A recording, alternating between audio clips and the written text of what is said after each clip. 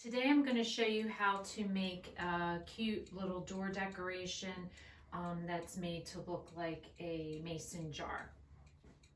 So to get started with this craft, I don't know about you guys, but I'm having a difficult time finding materials in my craft stores. So I have been going to the dollar store for a lot of stuff. So I found this in the dollar store. This is similar to the Peeps door hanger that I found. This is a mason jar one. And so I was having a difficult time finding paper. And I was just wandering around and I came across a gift bag. So I really thought this would be really cute design for my ball jar. So I bought one bag. I already had the gray paper at home, so a gray paper. I also found these in packs of 4 at the dollar store. The gingham ribbon I also found at the dollar store. And then the only other thing you're going to need is a hot glue gun, a hole punch, a glue stick, pencil, and this time I'm using a Sharpie marker, a little bit thicker marker than what I have been using. And I'm also using a Sharpie white marker because you're going to need the white marker for the black tag if you choose to use these tags. So the first thing you want to do to get started is remove your string. And again, you can reuse this, or you can, what I did for this one is I actually used the gift bag holder for my holder. I thought that turned out really cute. Works the same way as the other. So the first thing I always do is trace my pattern out on a piece of paper. Then that way I can draw in exactly what I want to draw in the Sharpie. It helps me to visualize it. And then the other thing that I did was drew a second piece, which is going to be your top, which is the gray part, which is the lid. So I drew those, and I also traced out the tag, and I just worked with how I wanted to write the welcome. So that way I have a little bit of practice. I have the spacing out, so when I go to do it on my sign, it's not like I'm doing it for the first time. So I always like to do that with all my projects. Now the bag, what I did, because I already made one, was I took the bag apart very carefully along the seam of the bag. So where the seam was, I tore it apart and I separated it completely out so that it's a flat piece of paper. And the thing that I realized, which I didn't realize when I bought it, was that they have a straight side. So you could possibly use the stripe as one.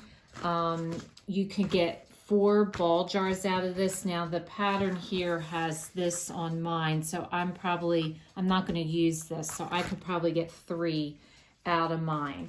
But it also has the solid red. If you carefully take it off, mine tore a little bit, so I'm not going to be able to use this either. But it is you can use a lot of this, and it's a very sturdy paper. So the first step you want to do is trace out your ball jar on the back of the paper. And again, I'm removing the handle. And if you choose to reuse this on it or save it for a project in the future, I always save all my extra parts because you never know when you might want to use it. And so your first step is you're just going to want to position this, trace it out, make sure you trace your holes so you can punch your holes in it.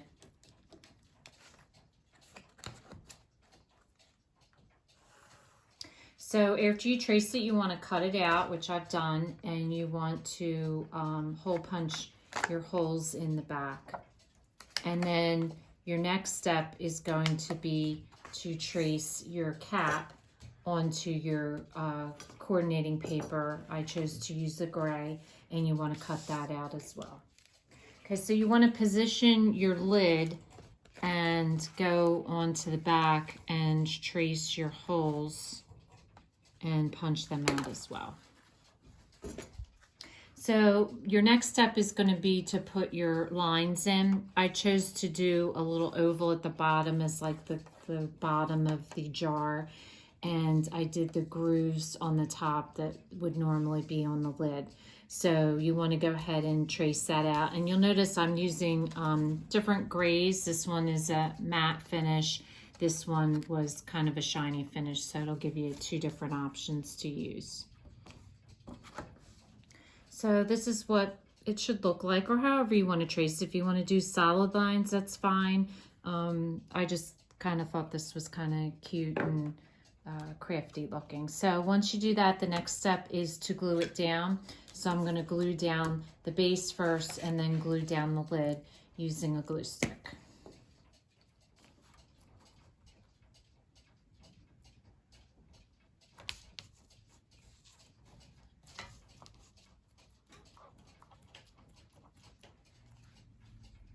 So then you just want to put it down and line up your holes at the top. Make sure it's none of the metal's showing. And then just glue your top on.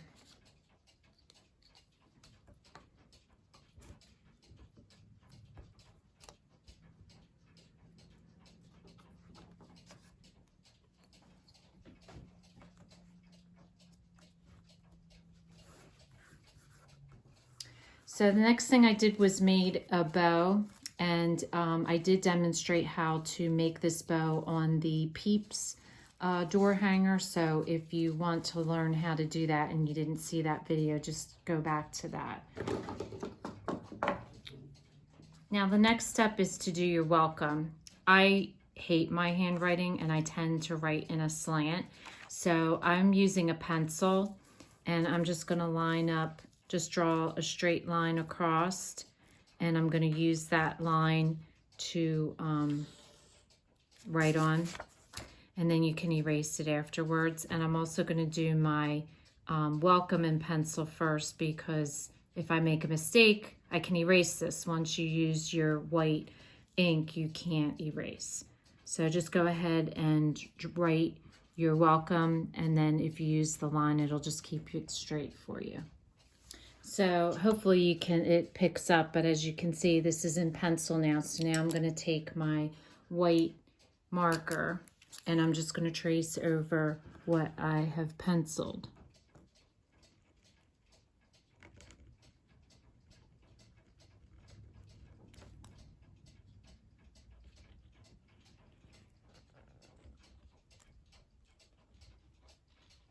Now this was the first time I had ever done anything like this, and I noticed that it faded a little bit. So I went ahead and traced it again using the white ink so that it would be a little bit whiter.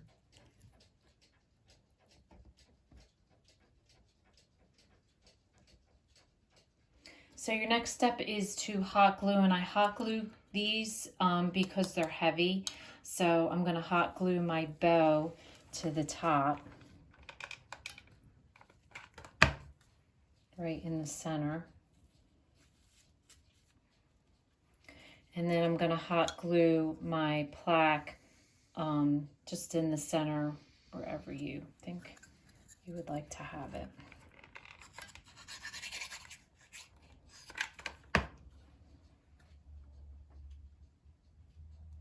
And then just push it down so it doesn't bump up. So your next step is to add the handle, and you have choices here. You could use the gift bag handle.